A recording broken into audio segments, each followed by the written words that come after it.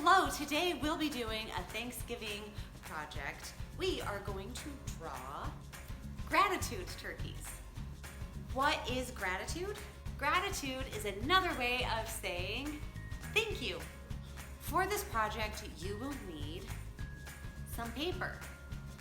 You can either use plain white paper or maybe you have an old paper grocery bag.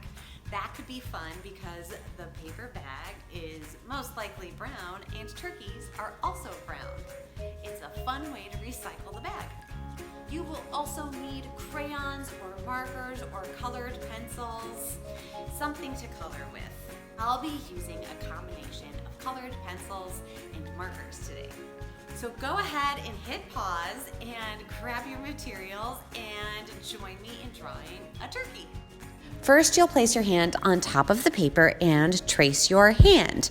I used pencil so I don't get ink on my hand. You'll also want to make sure you close up that hole where your wrist is.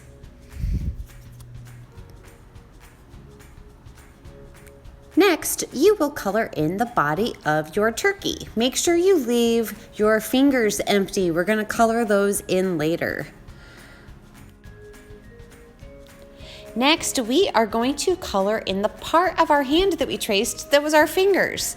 That is going to be our big, beautiful turkey feathers that you see at the back of the turkey.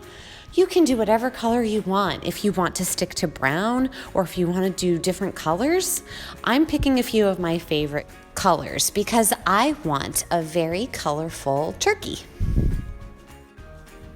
It should look something like this.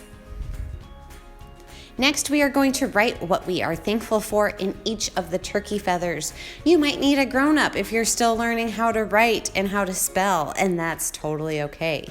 This year, I am thankful for friends, family, the sunshine, and music. Sunshine and music both make me so happy.